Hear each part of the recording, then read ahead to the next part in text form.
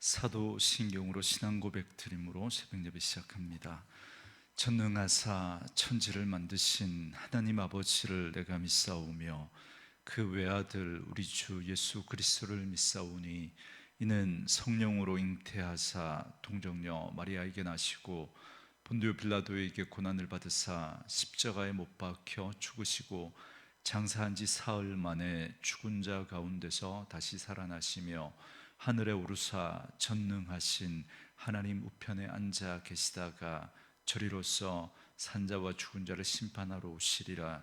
성령을 믿사오며 거룩한 공회와 성도가 서로 교통하는 것과 죄를 사하여 주시는 것과 몸이 다시 사는 것과 영원히 사는 것을 믿사옵나이다. 아멘. 이 아침에 우리에게 주시는 하나님의 말씀은 역대상 3장 1절로 4장 43절 말씀까지, 역대상 3장 1절로 4장 43절 말씀까지. 말씀이 좀 길지만 우리 한 목소리로 같이 읽겠습니다.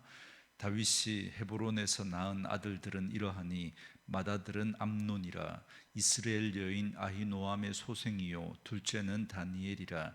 갈멜 여인 아비가일의 소생이요 셋째는 압살롬이라. 그술 왕 달메의 딸 마아가의 아들이요 넷째는 아도니아라. 학깃의 아들이요 다섯째는 스바다라.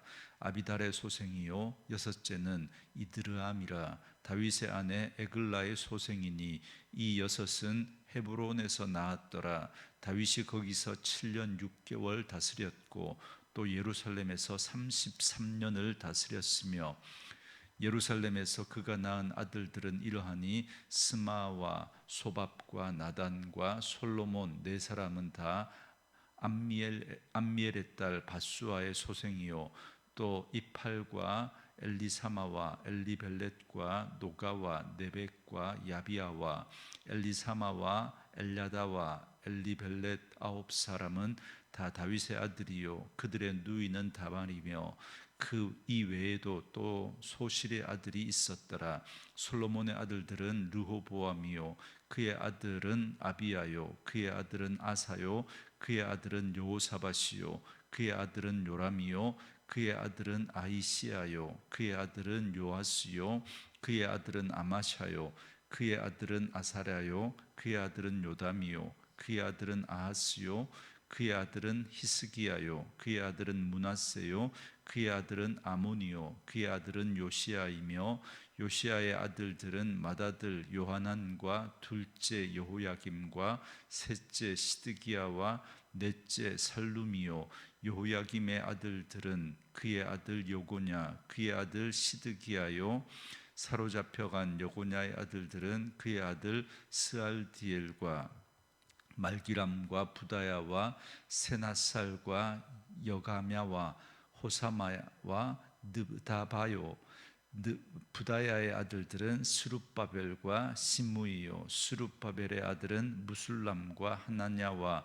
그의 매제 슬로밋과 또 하수바와 오헬과 베레가와 하사랴와 요삽 헤셋 다섯 사람이요 하나냐의 아들은 블라다와 여사야요 또 르바야의 아들 아르난의 아들들 오바댜의 아들들 스가냐의 아들들이니 스가냐의 아들은 스마야요 스마야의 아들들은 핫두스와 이갈과 바리야와 느아랴와 사밧 여섯 사람이요 느아랴의 아들은 에료에네와 히스기야와 아스리감 세 사람이요 에료에네의 아들들은 호다위야와 엘리아십과 블라야와 악굽과 요하난과 딜라야와 아나니 일곱 사람이더라.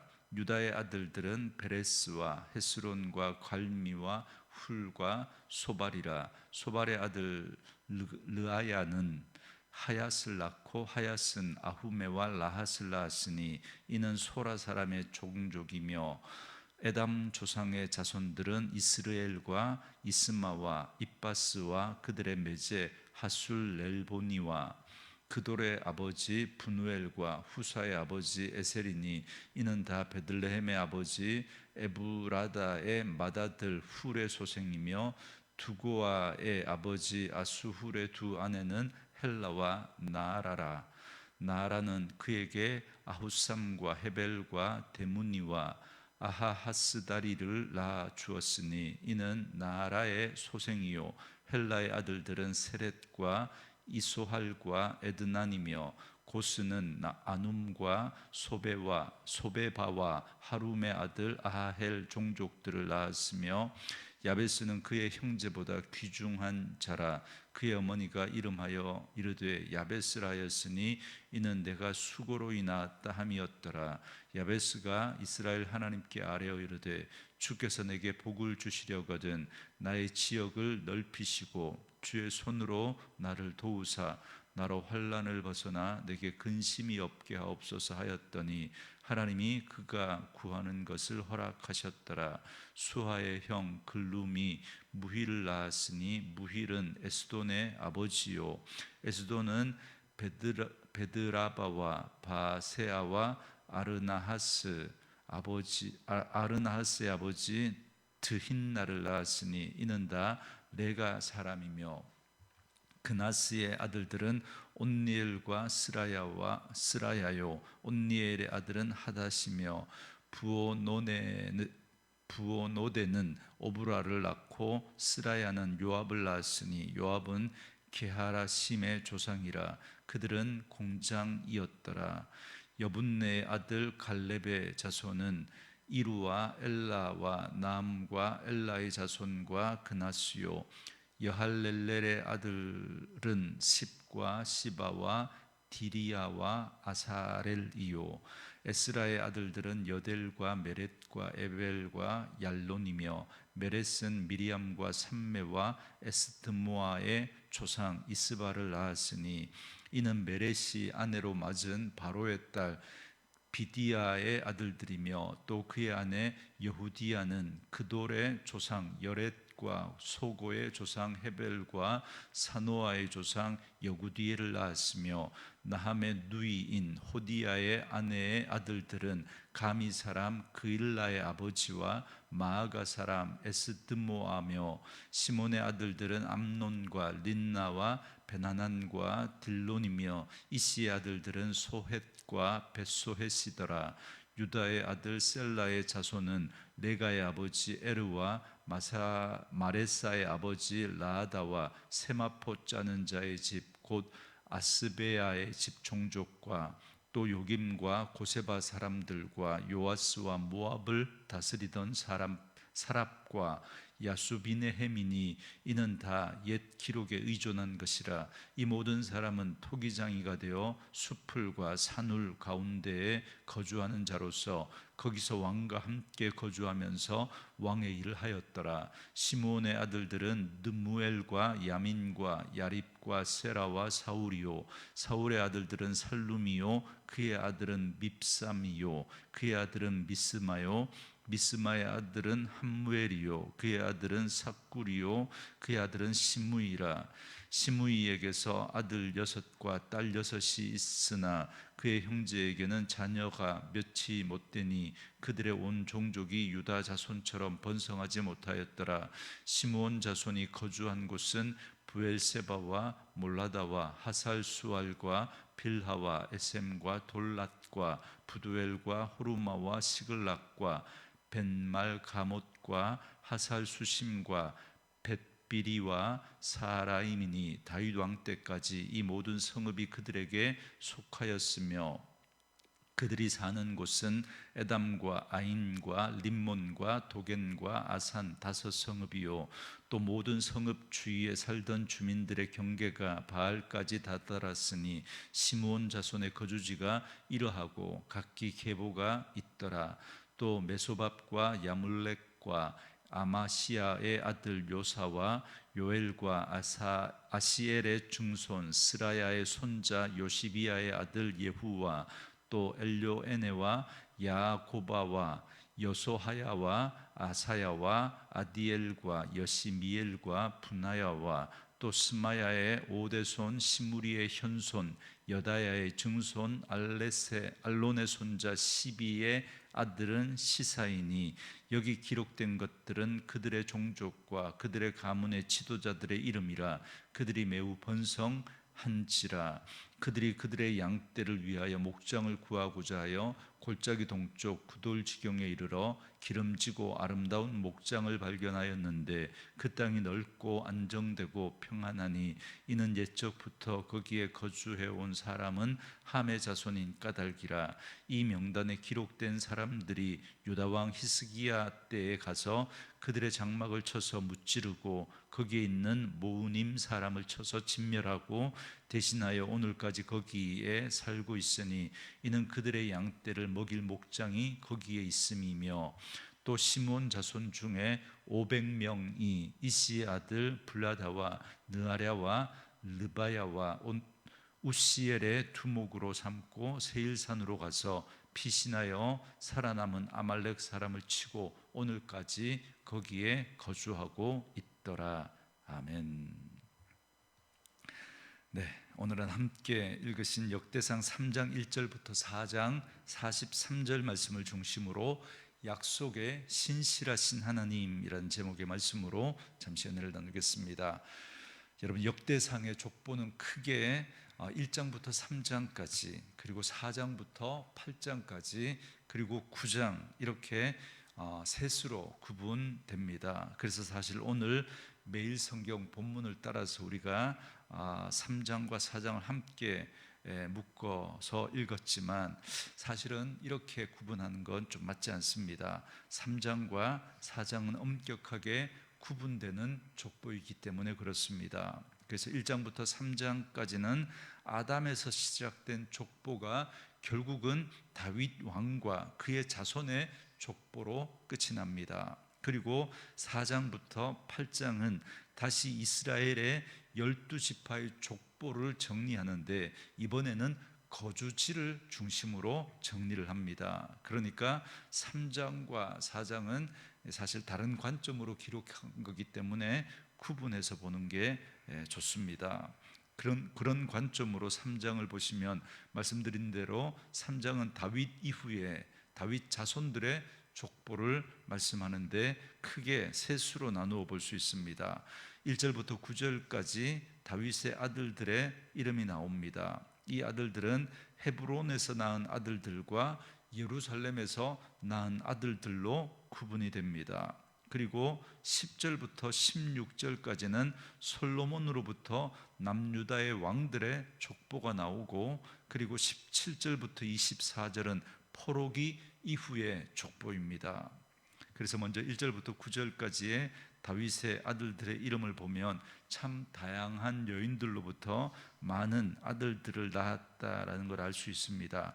첫째 부인이었던 사울의 딸 미갈은 자식이 없었고 아히노암, 아비가일, 마아가, 핫깃, 아비달, 에글라, 밧세바 등의 부인들이 있었고 그 외에 다른 여인들로부터 다윗은 도합 19명의 아들을 두었습니다. 이렇게 많은 아들들로 인해서 사실 다윗의 가정사는 평탄하지 않았습니다. 이건 단순히 다윗의 가정사뿐만 아니라 온 이스라엘이 이것 때문에 혼란에 빠지기도 했습니다. 심지어 압살롬은 다윗을 몰아내고 스스로 왕이 되고자 했고 다윗은 도망자 신세가 되기도 했습니다. 이처럼 다윗은 이스라엘의 가장 위대한 성군으로 기억되고 있지만 그 이면에는 이런 굴곡진 인생과 눈물이 있었음을 우리는 이 아들들을 통해서 엿볼 수 있습니다.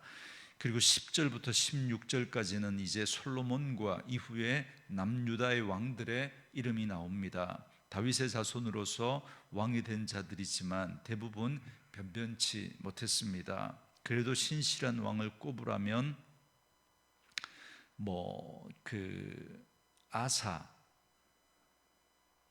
아사와 여호사밧, 요담, 히스기야, 요시야 이런 정도를 꼽을 수 있습니다. 그 외의 왕들은 다윗의 길로 행하지 않았고 악한 길로 치우쳤습니다. 심지어 아하스 같은 경우는 광적인 우상 숭배자로서 자신의 자녀를 불살라 우상에게 바치기까지 했습니다. 다윗의 후손 가운데 그리고 예수님의 족보에 이런 악한 자가 있다라는 게 참 상상이 되지 않습니다. 결국에 이렇게 타락한 남유다는 그 말년에 바벨론과 애굽에 휘둘리다가 결국은 기원전 586년 바벨론에 의해서 멸망하고 맙니다. 이것이 다윗 왕조의 족보 이야기입니다. 겉으로 보면 참으로 대단하고 화려한 족보 같지만 그 속을 들여다보면 정말 답답하기 짝이 없고 죄악과 무지로 점철된 그 역사를 보여줍니다. 그렇지만 이 족보는 남유다의 그 멸망으로 끝나지 않습니다. 그렇게 끝난 것 같지만 그러나 하나님께서 그 이스라엘의 역사가 끝나지 않고 이어지고 있음을 말씀해 주고 있습니다. 17절부터 24절에 보면 바벨론 포로로 잡혀간 이후에도 다윗의 후손이 이어집니다. 다시 말해서 아직 다윗 왕가는 결코 끊어지지 않았고 언젠가는 영원한 다윗 왕조가 세워질 것이다 라고 하는 희망을 이 족보를 통해서 보여주고 있는 것입니다. 그리고 이어서 4장부터 8장은 다시 이스라엘 12지파의 족보를 말씀하는데 이번에는 거주지, 그들이 사는 곳을 중심으로 족보를 소개합니다. 그래서 완전한 족보라기보다는 거주지를 기준으로 한 주요 명단들을 발췌한 겁니다. 특히 여기서 역대기의 특징이 잘 드러납니다. 그게 뭐냐면 남유다 지파를 구성하는 유다와 베냐민 지파를 강조하고 특별히 제사장 레위 지파를 강조하는 것을 볼 수 있습니다. 그 중에 오늘 본문 4장은 남방을 차지한 유다와 시므온 지파의 족보입니다. 먼저 1절부터 23절까지 유다 지파의 명단이 나오는데 말씀드린 대로 거주지를 중심으로 명단이 정리되어 있습니다. 1절과 2절은 소라 지역, 3절과 4절은 에담 지역, 5절부터 8절은 드고아 지역에 거주한 유다 지파의 가문들을 소개하는 시기입니다. 이렇게 거주지를 중심으로 소개하는 이유가 분명합니다. 지금 나라가 멸망한 그런 상황이지만 역대기는 다시 하나님이 그들을 회복시킨다라고 하는 믿음 가운데 쓰여졌기 때문에 그들이 회복될 때 그들이 차지할 기업을 명확하게 하고자 이렇게 거주지를 중심으로 지파와 가문을 정리한 겁니다. 나라가 망하고 지금 바벨론의 포로로 끌려갔는데 여러분 이게 무슨 소용이 있겠습니까? 그러나 이건 그들이 다시 회복될 것이다 라고 하는 그걸 전제로 그들의 거주지를 중심으로 지파와 가문을 정리해 준 것입니다. 그런데 9절, 10절은 하나의 삽입 기사로 야베스에 관해서 말씀합니다. 10절에 보시면 야베스가 이스라엘 하나님께 아뢰어 이르되 주께서 내게 복을 주시려거든 나의 지역을 넓히시고 주의 손으로 나를 도우사 나로 환난을 벗어나 내게 근심이 없게 하옵소서 하였더니 하나님이 그가 구하는 것을 허락하셨더라 그럽니다. 야베스는 사실 잘 알려지지 않았던 인물인데 우리가 야베스의 기도라고 하는 책을 통해서 우리에게 유명해진 인물입니다. 9절에 보면 야베스는 그의 어머니가 큰 산고를 겪고 출생했습니다. 여러분 이 산고라는 게 아이를 낳으면서 또 힘들게 그 아이를 낳았다라는 의미일 수도 있고 또 그 아이를 낳고 키우면서 참 어려움 가운데 그 아이를 낳고 키웠다 이제 그런 의미로도 해석을 할 수 있겠습니다. 어쨌든 그런 그가 출생부터 정말 남다른 고통을 겪었고 그래서 그의 이름도 그의 어머니가 이름하여 야베스 고통이라고 아이의 이름을 어떻게 고통이라고 짓겠습니까? 그걸 또 어머니가 지었다라고 하는 걸 보면 아마 남편이 없이 사생아로 태어나지 않았을까 그렇게 추측을 합니다. 어쨌든 그는 굉장히 어렵고 힘든 상황 속에서 그렇게 태어났고 어린 시절을 큰 불행을 겪으면서 자랐지만 그러나 기도로 한평생 하나님을 의지하며 결국에 형통한 삶을 살고 존귀한 자가 되었다라는 사실을 말씀해 줍니다. 그래서 이 야베스는 지금 나라의 멸망이라고 하는 불행한 일을 겪는 이스라엘에게 큰 교훈을 줍니다. 이스라엘이 야베스와 같이 하나님을 의지할 때 하나님이 그들을 다시 형통케 하시고 영광스럽게 하실 것을 말씀해 주는 겁니다. 이 야베스 인생이 지금 나라를 잃고 멸망한 그 이스라엘 백성들에게 그가 그런 어려움을 겪지만 하나님 앞에 기도할 때 하나님이 그를 다시 형통케 하시고 존귀케 하실 수 있다라는 사실을 말씀해 주고 있는 것이죠. 그리고 계속해서 11절부터 14절은 레가와 게라하심 지역을 차지한 유다 지파 가문의 명단을 소개합니다. 그리고 이어지는 15절부터 24절은 유다 지파에 편입된 이방인 족장들의 이름을 소개하고 있습니다. 15절은 갈렙의 아들들의 이름이 이제 소개됩니다. 우리가 앞에서 2장 9절에서 소개한 헤스론의 아들 글룹의 곧 갈렙과는 다른 인물인데, 제가 어제는 이 갈렙을 오늘 나오는 이 갈렙으로 제가 착각해서 말씀드렸는데, 어쨌든 이 갈렙은 이방인이라는 걸 이야기합니다. 오늘 갈렙이 우리가 알고 있는 그 갈렙, 헤브론 지역을 차지했던 그 갈렙입니다. 그래서 오늘 본문의 갈렙은 여호수아와 더불어 가나안 땅을 정탐했던 바로 그 갈렙인데요, 그는 본래 그니스라고 하는 이방 족속 출신입니다. 앞서 우리가 살펴봤던 겐 족속 레갑 잡손처럼 갈렙은 본래 이방인이었지만 신실한 믿음을 가진 사람으로 유다 지파의 주요한 족장이 되었다라는 걸 보게 됩니다. 계속해서 16절은 여할랄렐과 그 아들들, 17절부터 18절은 에스라와 아들들이 나옵니다. 그리고 이들은 본래 모두가 이방인이었습니다. 그럼에도 그들은 유다 지파 계보에 들어갔습니다. 그 외에도 23절까지 유다 지파와 이방인들과의 그 혼혈과 각의 통합을 이렇게 보여줍니다. 이들은 비록 이방인이었지만 하나님을 믿는 그런 믿음으로 그렇게 이스라엘 그 역사 안에 들어오게 되고 왕실과 및 성전 관련 기술자들로 크게 활약하였음을 보여주고 있습니다. 그리고 계속해서 24절부터 43절은 시므온 지파입니다. 시므온은 야곱의 둘째 아들로서 본래 성품이 잔인하였고 요셉을 무척이나 미워했습니다. 그래서 그는 세겜 사람들을 속이고 그 세겜 족속을 학살했기 때문에 야곱으로부터 저주를 받았습니다. 그래서 그런지 그 자손들은 크게 번성하지 못했고 유다 지파가 받은 그 기업에 섞여서 살았습니다. 그렇지만 38절부터 40절에 보면 그돌 지경에서 목장을 빼앗아 좀 번성했고, 그리고 42절 43절에 이스라엘의 원수였던 아말렉을 격파하고 세일산에 거주하기도 했습니다. 이처럼 시므온은 미약한 지파였지만 그럼에도 불구하고 하나님의 인도하심으로 보존되어 왔음을 말해줍니다. 다시 말해서 미약한 시므온 지파 역시 유다 지파와 동일하게 하나님의 약속과 인도하심을 받는 하나님의 백성임을 보여주고 있습니다. 그러므로 오늘 이 3장과 4장의 족보를 통해서 하나님의 구원의 역사와 섭리를 우리는 다시 한번 기억해야 합니다.